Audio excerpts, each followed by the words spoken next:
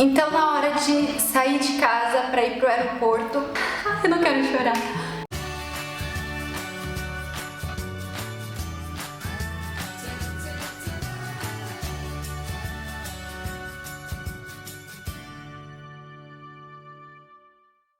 Oi pessoal, tudo bem? Eu sou a Carol Vergal e este é mais um vídeo aqui do Tours Life e hoje eu vou falar de um assunto muito gostoso. Paris tá aqui do meu lado, tô com vontade de apertar essa bonitinha. Mas vamos ao que interessa, eu vou contar como foi que eu adotei a Paris, né? Primeiro eu vou falar por que eu quis adotar. E aí eu conto como foi o procedimento de adotar um cachorro em um outro país. Bom, pra começar, eu sempre tive animais e na maioria das vezes foram cachorros. Quando eu tinha 9 anos de idade, eu ganhei a Nina, que era uma salsichinha, coisa mais linda. E eu ganhei a Nina justamente pra me auxiliar, pra ser um auxílio psicológico pra mim. Enfim, na época nós não castramos a Nina, até porque nós não tínhamos, né, todo o conhecimento e tal. E aconteceu que a Nina começou a ter muita gravidez psicológica. Nós deixamos ela cruzar, porque nós pensamos que como ela tinha muita gravidez psicológica, então se ela cruzasse, poderia ser bom pra ela. E aí ela cruzou e teve os filhotinhos em casa. E aí, gente, eu vi o nascimento dos filhotinhos, eu vi meu pai ajudando no parto dela, eu vi todos os filhotinhos nascendo, eu vi tudo.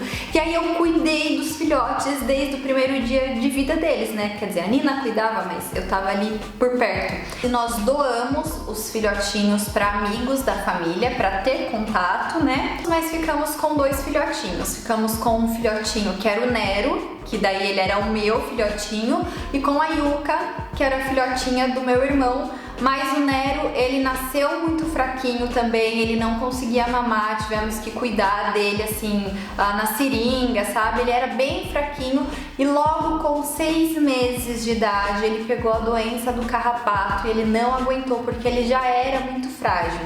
Então ficamos com a Nina e com a Yuka. E a Yuka, eu cuidei dela desde bebê, ela era minha sombra, apesar de ela ser do meu irmão, teoricamente, ela era minha sombra e ela ficava muito comigo, era minha companheirinha. Nós castramos a Yuka e já tínhamos mais consciência, nós já entendíamos a castração como um ato de amor mesmo para os animais, né? E aí, quando a Nina então precisou ser sacrificada, a mãe e meu irmão levaram a Yuka até o veterinário para ela fazer um check-up, ver se estava tudo bem, né? Afinal de contas, a mãe dela tinha um histórico não muito bom, pra gente ver como que ela estava. E nesse mesmo dia que meu irmão e minha mãe chegaram no veterinário, tinha um morador de rua entrando no veterinário com uma filhotinha de olhinhos fechados, estava recém-nascida, e ele disse que tinha acabado de encontrar essa cachorrinha na rua, então ele foi entregar no veterinário para alguém cuidar. E aí meu irmão falou, eu quero, ela é minha.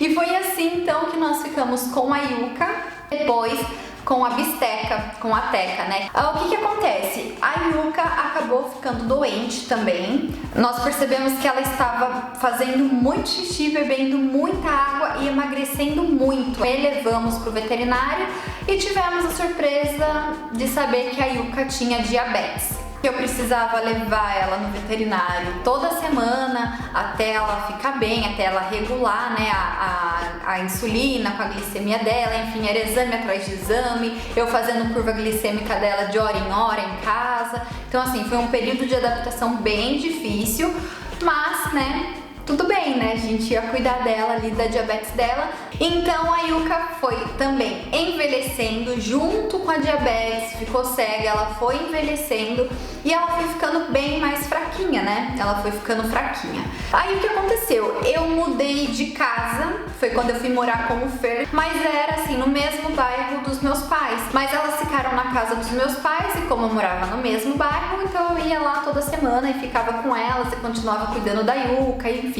Até que pouco tempo depois nós nos mudamos para São Paulo.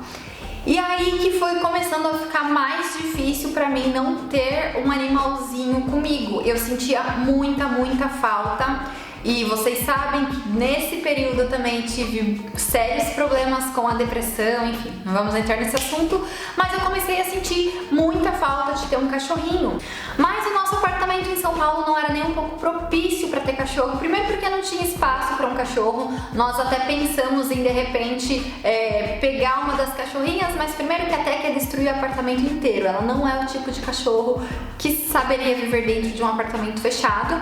E a Yuka estava toda doentinha, o veterinário dela era em Sorocaba, então assim, e separar as duas também, nós não tínhamos a menor condição de ficar com as duas cachorras, ainda mais dentro de um apartamento, então não era uma opção e elas continuaram na casa dos meus pais.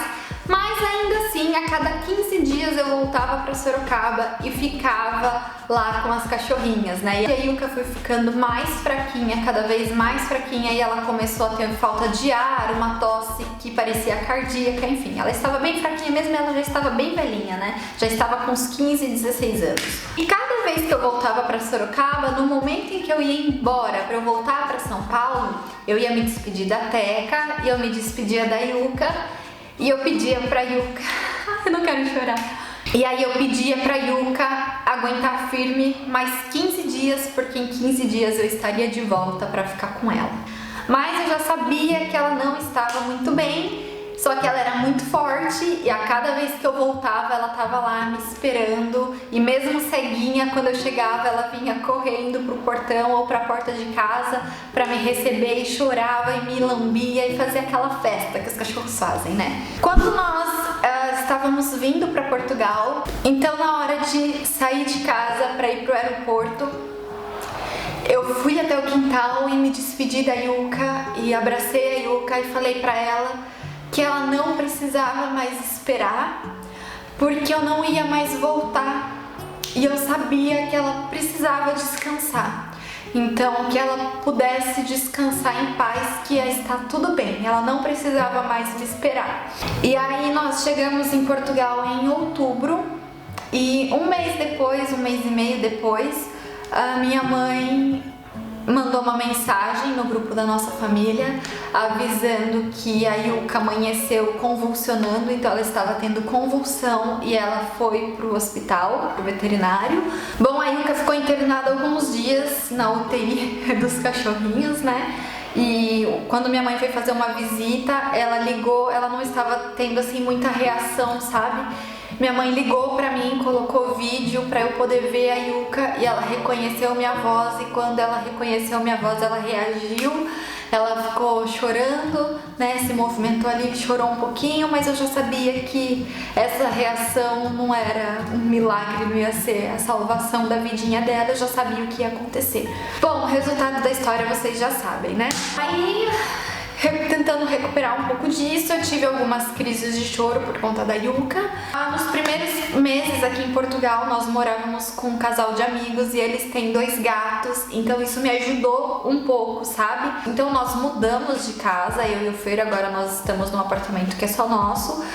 Bom, o Fer e eu tínhamos um acordo que nós não íamos ter nenhum bichinho aqui, porque primeiro nós queríamos viajar, conhecer outros países e assim, um animalzinho ia acabar nos prendendo um pouco, né? Nós não temos família aqui para deixar em casa, para cuidar, é um gasto a mais e nós pensamos, vamos viajar primeiro antes de ter essa responsabilidade. Então chegou a pandemia e ficamos isolados dentro de casa.